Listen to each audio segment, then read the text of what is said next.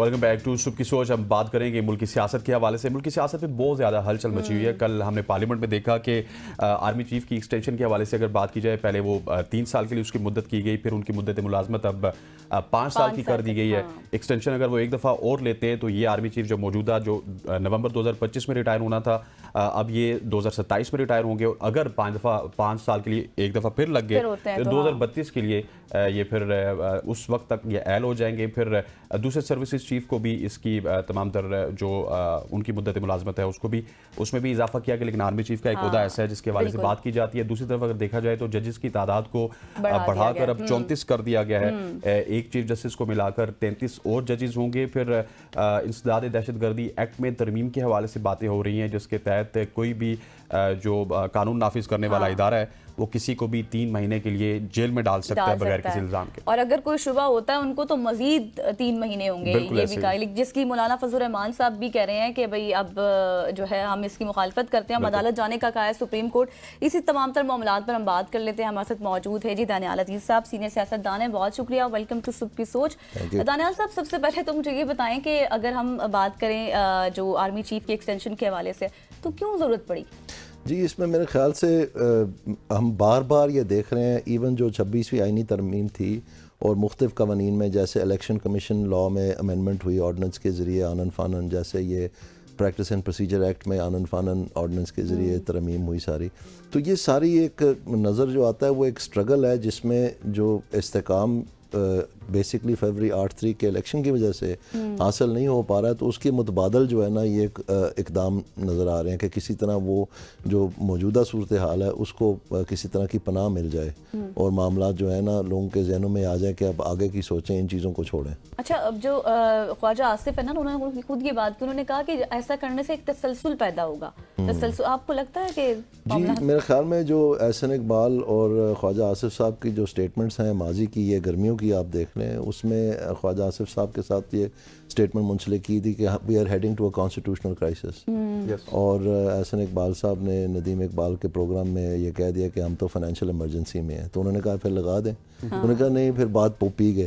تو جب آپ کی معیشت میں آپ کے اپنے وزیر پاکستان کی اس وقت کی حکومت کے کہہ رہے ہیں کہ فائنینشیل ایمرجنسی ہے, اور جو سیاسی امور ہیں ان میں آپ کہہ رہے ہیں کہ کانسٹیٹیوشنل کرائسس آ رہا ہے, تو پھر اس کے نتیجے میں اس طرح کے اقدامات جو آپ کو آنن فانن نظر آ رہے ہیں, یہ نظر آنے کے شروع ہوتے ہیں, جو ایک سرپرائز بجائے کہ ایک روابط سے جو ایک طریقہ کار ہے پارلیمنٹ کا رہا ہے ہمیشہ, اس کی مطابقت میں چلنے کے بجائے آپ دیکھیں کہ اس طرح کی چیزیں ہو رہی ہیں. جو صاحب آپ خود بھی اس جماعت کا حصہ بھی رہے ہیں, لیکن یہ بڑا انفارچونیٹ نہیں ہے کہ جب آپ گورنمنٹ میں نہیں ہوتے تو آپ کہتے ہیں ووٹ کو عزت دو, جب آپ گورنمنٹ میں ہوتے تو وہی سارے کام کرتے ہیں جن کو آپ ڈینائی کر رہے ہوتے ہیں؟ جی, میں اس کے بارے میں بہت سوچتا ہوں. میرے خیال میں نون لیگ کو یہ جو ہے نا انہوں نے تسلیم کر لیا اپنے دل میں کہ آنے والے سالوں میں ہم سے جو ہے نا عوام کی طرف منہ نہیں کر سکتے ہم, اور ان میں جیتنے کی کوئی کسی اس لیے یہ سارے اقدامات لے رہے ہیں, کیونکہ ان کے سروائیول کا مسئلہ اب اس کے ساتھ منسلک ہے, کیونکہ الیکشن کی طرف تو یہ جا نہیں سکتے.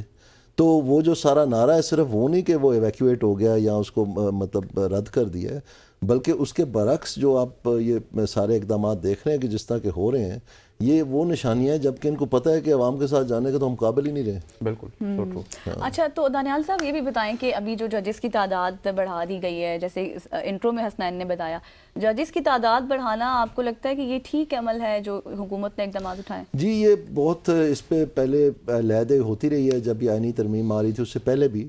تو اس وقت جو ہے 25 کا نمبر جو ہے نا کی بڑی باتیں ہوتی تھی, کبھی 23 کہتے تھے, کبھی 25 کہتے تھے, وہ بھی بہت زیادہ سمجھا گیا تھا اس وقت. تو ابھی یہ جو یکلخت ایک جھٹکے میں جو ہے 34 کر دی گیا, گو کہ یہ کہہ رہے ہیں کہ ہم بتدریج آگے جائیں گے, تو یہ نظر آ رہا ہے کہ ان کو جتنی مشکلات پیش آئیں گی اتنی جج بڑھتے چلے جائیں گے. تو یہ انہوں نے ایک موونگ گول پوسٹ بنا دی ہے تاکہ وہ آئندہ کے جو مسئلہ, اور اس میں یہ ثابت ہوتا ہے صاف صاف کہ جو 26ویں ترمیم سے جو حصول کی کوشش تھی وہ نہیں ہوا, اور وہ اسی دن ان چیزوں کی ضرورت پڑ گئی جس دن جسٹس منیب کو واپس اس 3 ممبر کمیٹی میں لے لیا جو پریکٹس اینڈ پروسیجر میں وہ فیصلہ کرتی ہے. ان کو سمجھ آ گئی کہ وہ یہ تو کام جو ہے کہیں اور جا رہا ہے, تو اس میں آپ دیکھتے ہیں, اور یہ چلتا چل جائے گا. سوال یہ نہیں ہے, چلیں آپ کرتے چلے جائیں. وہ کہتے ہیں نا, ایک انگریزی کی کہاوت ہے, the more you squeeze the more will run through your fingers. جتنا آپ دبائیں گے اتنا انگلیوں سے نکلتا چلا جائے گا. تو یہ دباتے چلے جائیں. سوال تو یہ ہے, عوام پوچھ رہی ہے یہ بات کہ جی جو ہماری مہنگائی اور بے روزگاری کا ہمیں سامنا کرنا پڑ رہا ہے اس کا کیا بننا ہے. اب اگر اس طاقت کے ذریعے سے وہ چیزیں حاصل ہو رہی ہوں تو پھر عوام کے ساتھ ایک ناطہ جو ہے وہ جڑتا چلا جائے گا، کیونکہ ان کا مین ایشو وہ ہے. وہ نہیں جانتے کہ کتنے جج ہیں کتنے نہیں ہیں کیا نہیں ہے. ان کو یہ پتا کہ دال کی قیمت کیا ہے، ٹماٹروں کی قیمت کیا ہے، بچوں کی اسکول کی فیس دی جانی نہیں جانی، بجلی کا بل کا کیا بننا ہے، یہ چیزیں ہیں ان کے لیے. اور بچے کو نوکری ملی یا نہیں ملی، گھر پہ فارغ بیٹھے ہیں، وہ جا کے کیا چوک میں کھڑا ہو کے لوگوں کو لوٹنا شروع کرے. آپ دیکھیں کرائم ریٹ کہاں چلے گیا پاکستان، اٹس آلموسٹ ڈبل، وہ بتا نہیں رہے ہیں. اور اعداد و شمار چھپانے کا ایک نیا ایسا رواج بن گیا ہے. ایون آن بے روزگاری 2020 سے لے کے آج تک تو لیبر فورس سروے نہیں ہوا جو بتاتا ہے کہ اصل میں حالات کیا ہیں. تو اس طرح سے جو ہے نا چھپانے سے اور جو مین چیز میں سمجھتا ہوں جو سب سے پرابلمٹک ہے وہ یہ ہے کہ ہمارا پاور سیکٹر اور ہماری ایف پی آر، یہ دو ایسے شعبے ہیں جو اکیلے کافی ہیں پاکستان کو ڈبونے کے لیے اگر ان کی سمت درست نہ کی گئی. اور ایف بی آر کا حالات جو ہیں وہ آپ دیکھ رہے ہیں. جو ابھی انہوں نے نیا اس کا چیئرمین لگایا ہے لنگڑیال صاحب، وہ خود اخبار میں نے پڑھا کہ انہوں نے کہا ہے کہ ہم وہیں کھڑے ہیں جہاں ہم 1888 میں کھڑے تھے، 1988 میں کھڑے تھے. تو یہ اس کا مطلب ہے کچھ بھی نہیں. وہ خود بیان کر رہے ہیں، ہمیں کیا کہنا ہے، ہمیں تو پتہ ہے کہ کچھ نہیں ہو رہا، لیکن وہ خود بتا رہے ہیں. سو کہنے کا مقصد یہ اگر یہ کچھ بھی نہیں ہونا، یعنی دوست ایپ بھی عوام یا تاجر دوست ایپ بھی آگے چلے گئی، وہ جتنی بھی پالیسی بنانی تھی آگے چلے گئی، وہ working group task force 1 2 3 committee ABC سب کچھ ہو گیا، اور کیا نکلا؟ کچھ بھی نہیں. اور اسی طرح سے پاور سیکٹر میں اب آپ دیکھیں جو 23 روپے ایوریج کاسٹ ہے اس وقت فی یونٹ کی، اس وقت جس میں لوگوں کا شکست و ریخت ہو گیا ہے، تباہ ہو گیا غریب، مڈل کلاس مٹ گئی ہے بل دے دے کے. مجھے پتہ ہے ایسے لوگوں کا جنہوں نے اپنے موبائل فون بیچ کے بل ادا کیے ہیں. تو اب کہہ رہے ہیں کہ جون میں یہ 33 روپے فی یونٹ ہو، یعنی 23 روپیز سے 10 روپیز اور بڑھے گا. اور ہمیں ایک لوریاں سناتے جا رہے ہیں کہ جی آئی پی پیز کے ساتھ ہم نے اتنے پیسے کم 45 پیسے کم کر لیا، اتنے پیسے کم. وہ کدھر ہے؟ ایکچولی ان کے پاس کوئی پلان ہی نہیں ہے. اسی طرح سے ان کا اکنامک پلان 14 اگست کو اناؤنس ہونا تھا، اور بڑے دھوم دھام سے شاہجہاں نے بجا کے بتا رہے تھے کہ جی فلانا کنسلٹنٹ کوئی ڈیکرن صاحب ہیں، فلانی کمیٹی، یہ ٹاسک فورس، وہ. ایک تو جب فیصلہ نہ کرنا ہو تو آپ کمیٹی بنا دیں. تو ہم اناؤنس کرنے لگے جی 14 اگست کو. 14 اگست آ کے چلی بھی گئی، کوئی اکنامک پلان نہیں ہے. وہ بھائی ابھی آپ پی ڈی ایم گورنمنٹ میں تھے، آپ کو نہیں سمجھ آئی کہ معیشت کے، پہلے تو آپ نے کہا ہم لندن میں تھے، ہمیں پتہ ہی نہیں چلا کہ حالات اتنے خراب ہیں. پھر آپ پی ڈی ایم گورنمنٹ میں رہے، پھر بھی نہیں آپ کو پتہ چلا، ابھی بھی آپ کو کچھ نہیں پتہ. تو ہم کدھر جا رہے ہیں؟ تو یہ ساری طاقت جو سمیٹتے جا رہے ہیں، اس کا اثر عوام کے لیے کیسے استعمال ہونا ہے؟ یہ بات سوال ہے. دانیال صاحب مسئلہ بھی تو یہی ہے، جتنی بھی حکومتیں آنے سے پہلے سب یہی دعوے کرتی ہیں، یہی کہتی ہیں کہ سب کچھ ٹھیک ہوگا. جو ایک سپیچ ہوتی ہے، جو مینیفیسٹو دیا جاتا ہے، اس میں یہ سب کہا جاتا ہے، لیکن بعد میں وہ ویسا عملی طور پر نظر نہیں دانیال صاحب والی آتا. بات بھی ٹھیک ہے نا کہ اس وقت پرائرٹیز یہ ہیں کہ 26ویں آئینی ترمیم ہو جائے، 27ویں ہو جائے، ایکسٹینشن مل جائے، آرمی چیف کو ایکسٹینشن مل جائے. ان کی تو پرائرٹیز نہیں ہیں گورنمنٹ کی، بنیادی مسائل عام آدمی کا مسئلہ ہے. اور یہ جو جوڈیشری کا جو استعمال ہوتا رہا ہے، آپ دیکھیں ہمیں یہ مخدوم جاوید ہاشمی صاحب پریزیڈنٹ تھے پی ٹی آئی کے، انہوں نے ہمیں بتایا کہ جی ایک یہ اسکرپٹ ہے. انہوں نے یہ لفظ ایجاد کیا کہ مجھے عمران خان کو جب میں تنقید کرتا تھا کہ ہماری سیاست ٹھیک نہیں ہے، تو وہ کہتا تھا آپ فکر نہ کریں، یہ مل کے جوڈیشری کے ساتھ جو ہے حکومت جو ہٹائی جائے گی. تو یہ اسکرپٹ تیار ہو گیا. تو انہوں نے ہمیں یہ بتایا اسکرپٹ کا. تو وہ ثاقب نثار صاحب نے جب ان کو صادق اور امین ڈکلیئر کر دیا وہ نیازی سروسز والے کیس میں، انہوں نے یہ لکھا اس ججمنٹ میں کہ چونکہ آپ ڈائریکٹر نہیں ہیں اور شیئر ہولڈر نہیں ہیں، لہٰذا آپ کو کوئی جواب دینے کی ضرورت نہیں ہے. جبکہ ان کا ایفیڈیوٹ موجود ہے کہ یہ میری ہے، میں نے بنائی ہے، اور میں نے اس کو اپنے فلیٹ کو جو ہے نا ٹیکس سے بچانے کے لیے. تو ابھی آکسفورڈ یونیورسٹی میں انہوں نے ماشاءاللہ چانسلر کے لیے اپلائی کیا، اور آپ کو پتہ ہے وہاں سے وہ 40 میں سے جو ہے شاید اکیلے تھے جو نکالے گئے ہیں، اس ایلیجیبل نہیں. کیوں؟ کیونکہ اس کا آکسفورڈ یونیورسٹی کا ایک فٹ اینڈ پراپر ٹیسٹ ہے جو his majesty's revenue and custom service سے کیا جاتا ہے. وہ کیا ہے؟ وہ یہ ہے کہ تم ٹیکس چور نہیں ہوگے. تو وہ نیازی سروسز کی وجہ سے ان کو اس ایلیجیبلٹی سے فارغ کیا گیا کہ آپ ٹیکس چور ہیں. اب یہ مجھے اس بات پہ ڈسکوالیفائی کیا گیا ثاقب نثار صاحب کی جانب سے کہ میں نے یہ نشاندہی کی کہ یہ اسکرپٹ جو ہے، کیونکہ نیازی سروسز جو ہے یہ صادق اور امین ہو ہی نہیں سکتا، لیکن جہانگیر ترین کو فار لائف ڈسکوالیفائی کر دیا بیلنس کرنے کے لیے. اتنی بات میں نے کی تو مجھے ڈسکوالیفائی کر دیا. اب آکسفورڈ یونیورسٹی کو ثاقب نثار صاحب ڈسکوالیفائی کریں گے. تو میرے خیال میں جہاں اتنے سنگین جرائم کے لیے جیسے ذوالفقار علی بھٹو صاحب کو پھانسی دے دی، اس کو جوڈیشل مرڈر آپ نے ایکسیپٹ کر کے اپالوجائز کر دیا. میرے جیسے بیچارے پاکستان کے ورکروں کے لیے بھی آپ کو چھوٹی موٹی اپالوجی کرنی چاہیے. بالکل ایسی اپالوجی کرنی چاہیے. اچھا سر، آپ کی موجودگی کا فائدہ ویسے یہ ذہن میں آ گیا، آپ شاہد خاقان عباسی کے ساتھ نجکاری کو دیکھ رہے تھے، پرائیویٹائزیشن کو دیکھ رہے تھے ان کے انڈر جب وہ پرائم منسٹر تھے. سر PIA کے حوالے سے اتنا مطلب سیریسنس نہیں دکھائی جا رہی ہے، یا پھر سیریسنس دکھائی جا رہی ہے تو ایک ہاؤسنگ سوسائٹی ہے، جو جملہ انہوں نے ایک بولا جب انہوں نے 10 ارب روپے کی بولی لگائی، 85 مطلب انیشیل ان کی پرائز تھی، تو اس کے بعد وہ کسی سیکٹری سے پوچھتے ہیں کہ کیا پلاٹ ایڈجسٹ ہو سکتے ہیں، مطلب یہ آپ کی سیریسنس کا حال ہے. اس میں جی میں نے آن ریکارڈ ہوں میں کہ میں نے بیان دیا تھا کہ یہ PIA پرائیویٹائز نہیں ہونی ہے. اچھا. تو جب انہوں نے مجھے پوچھا کیوں، میں نے کہا کیونکہ یہ تب پرائیویٹائز ہوگی جب یہ خود خرید سکیں گے. اور آپ حیران ہوں گے وہ بات کہ نواز شریف صاحب نے بیان دے دیا کہ PIA ہم خریدنا چاہتے ہیں، یعنی پنجاب گورنمنٹ کے ذریعے سے، لیکن بات وہی تھی جو میں نے پرائیویٹ شیئر ہولڈر. اور آپ دیکھیں ہمیشہ پرائیویٹائزیشن کمیشن جو ہے یہ منسلک رہا ہے منسٹری آف فائنانس کے ساتھ، کیونکہ یہ ایک ان کا آپس میں ایک ربط ہے. ابھی فورن آفس میں سے آپ مجھے بتائیں پرائیویٹائزیشن کیسے چلے گی جو اسحاق ڈار صاحب کو بٹھایا ہوا، کس لیے بٹھایا ہوا ہے؟ یہ جو شرائط لگی ہیں جس کی وجہ سے سارے انویسٹر جو ہیں وہ بھاگ گئے ہیں، یہ کس نے لگائی تھیں؟ یہ کس نے طے کی تھی کہ آپ صرف اتنا شیئر ہولڈنگ لے سکتے ہیں اور آپ امپلائیز بھی لیں گے اور آپ اتنی ایکسپینشن پلان بھی کریں گے، سارا کچھ کریں گے؟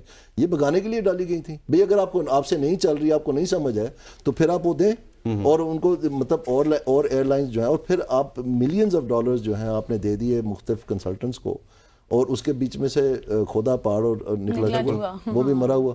تو اس میں یہ ہے کہ بڑی بہت تباہی کی. اب آپ دیکھیں یہ جو چائنا کے ساتھ میلٹ ڈاؤن ہوا ہے، ایک کانفرنس میں انہوں نے ایسی باتیں کر دیں اور وہ ایمبیسڈر کو آ کے جو ہے نا وہ کریکٹ کرنی پڑی، چائنیز ایمبیسڈر کو. اور اب جو ہے وہ مطلب سیکیورٹی کے حوالے سے جو ہے ایک بڑا پورا طوفان برپا ہے چائنا پاکستان ریلیشنز میں. یہاں تک کہ فورن آفس کو آ کے اس کا ذکر کرنا پڑا، اخباروں میں چھپا وہ سارا کچھ کہ جی ہم پرپلیکس ہیں. اس طرح کی تباہی آپ کرتے چل جائیں، چاہے وہ پرائیویٹائزیشن اور فائنانس سے تو پہلے ہی آپ بینڈ ہیں ماشاءاللہ، اور فورن آفس میں آپ نے چائنا کے ساتھ یہ سب کچھ کر دیا، پرائیویٹائزیشن میں آپ گئے وہاں یہ تباہی مچا دی. تو مطلب کہ کیا ہے یہ پاکستان کا قصور کیا ہے؟ بالکل ایسے ہی. جیسے اب دانیال صاحب ہم نے پرائیویٹائزیشن کے حوالے سے بات کی، ججز کے حوالے سے بات کی، اس کے بعد آرمی چیف کی ایکسٹینشن کے حوالے سے بات. تھوڑا سا اب یہ جس طرح حکومت کہہ رہی ہے کہ مہنگائی جو ہے وہ سنگل ڈیجٹ پر چلی گئی ہے، معاشی اشاریے بہتر ہو رہے ہیں، واقعی ایسا ہے؟ جی اس میں ایک ایڈ کرنا چاہوں گا، ہم جب گروسری کرنے جاتے ہیں نا ہمیں مہنگائی سنگل ڈیجٹ میں نظر نہیں آتی انفارچونیٹلی. ہے بھی نہیں. پلیز انڈرسٹینڈ، دیکھیں ایک انڈیکیٹر ہے مہنگائی کا، اس کو کہتے ہیں سینسٹیو پرائس انڈیکس. اس میں 51 آئٹمز ہیں، وہ آئٹمز ہیں جو روزمرہ کی آپ میرے جیسے لوگوں کی، عام لوگوں کی استعمال کی چیزیں ہیں. تو وہ اس وقت جو ہے 15.6% تھی، ابھی 14.7 یا 14.5% ہے، یعنی وہ ابھی بھی ڈبل ڈیجٹ میں ہے. اور ڈبل ڈیجٹ دنیا میں، پوری دنیا میں ایک لعنت گنی جاتی ہے، حکومت کا میزریبل فیلئر گنا جاتا ہے کہ آپ کی انفلیشن جو ہے ڈبل ڈیجٹ میں ہے. اب عام آدمی جو ہے وہ فیس کر رہے ہیں، اور یہ ادھر ہمیں بتا رہے ہیں سی پی آئی کے 273 کچھ آئٹمز ہیں جو کنزیومر پرائس انڈیکس ہے، اس کے تحت یہ انٹرسٹ ریٹ کم کیے جا رہے ہیں. انٹرسٹ ریٹ کا کس کو فائدہ ہو رہا ہے؟ تمام جو ہماری اشرفیہ ہے وہ بینک تک جن کی رسائی ہے وہ ہو رہی ہے. عام آدمی کو تو لون ملتا ہی نہیں ہے، وہ تو بیچارہ ایزی پیسہ جائز کیش پہ اپنا گزارا کر رہا ہے. وہ بھی انہوں نے ایک طریقے سے جو غلط کمپنیوں کو لائسنس دے کے، جن کا یہ کام ہی نہیں تھا، ان کو لا کے تو اس کو بھی جو ہے نا ایک سلو گروتھ میں ڈال دی ہے. تو اس میں کہنے کا مقصد یہ ہے کہ یہ مہنگائی جو ہے اس کا نیا ریل آ رہا ہے. میں نہیں کہہ رہا، فچ کہہ رہا ہے، بلومبرگ کہہ رہا ہے، موڈیز کہہ رہا ہے، IMF کہہ رہا ہے، ورلڈ بینک کہہ رہا ہے، ایشین ڈیولپمنٹ بینک کہہ رہا ہے. اسٹیٹ بینک آف پاکستان ابھی تک اپنا ریوائز نہیں کیا. انہوں نے کہا ہے کہ 11.5 to 13.5% جو کنزیومر پرائس انڈیکس ہے، تو سینسٹیو پرائس انڈیکس تو اس سے زیادہ ہوگی، کیونکہ ابھی آپ نے PDL کی شرح جو ہے وہ نہیں بڑھائی، جو یہ پٹرولیم مصنوعات پر ہے، وہ آپ نے IMF کے ساتھ مادہ کیا ہوا ہے. آپ نے گیس کی قیمت نہیں بڑھائی، سردیاں آ گئی ہیں، وہ بھی آپ نے بڑھانی ہے. بجلی کی قیمت کا میں نے آپ کو بتا دیا، وہ انہوں نے اعلان کر دیا کہ ہم 23 روپیز سے 33.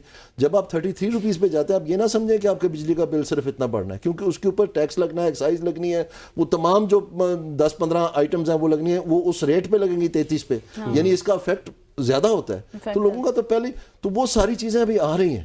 اور جو آپ کے پاس ابھی زر مبادلہ ہے جو آپ اڑانے جا رہے ہیں یہ امپورٹس کے ذریعے، کیونکہ آپ نے انٹرسٹ ریٹ جب آپ کم کرتے ہیں تو پھر لوگ جو ہے زیادہ خریداری کرتے ہیں امپورٹڈ چیزوں کی، کیونکہ بینکس جو ہیں وہ فائنینس ہی وہ چیزیں کرتی ہیں، کیونکہ جو امپورٹڈ چیزوں کے مالکان ہیں وہی بینکس کے مالکان ہیں، تو انہوں نے اپنا مال بیچنا ہے، تو اس میں امپورٹس یکلخت بڑھتی ہیں. تو آپ کا تو پہلے ہی رول اوور اکانومی ہے، یعنی آپ کے پاس جتنا زر مبادلہ اس وقت یا وہ قرض کا ہے یا وہ رول اوور کا ہے، تو آپ کے پاس اپنا کیا ہے جو آپ اڑانے جا رہے ہیں. سرکولر لیٹ ہے. جب تک آپ پروڈکشن فنکشن چینج نہیں کریں، انسان میں پروڈکٹیوٹی میں انویسٹ نہیں کریں گے، اگر آپ کنزمپشن میں انویسٹ کرتے جائیں گے، تو پہلے ہی ہم 4-5 مرتبہ جو IMF کے پاس اسی لیے جا چکے ہیں کہ یہ بوم اینڈ بس سائیکل ہوتا رہا ہے.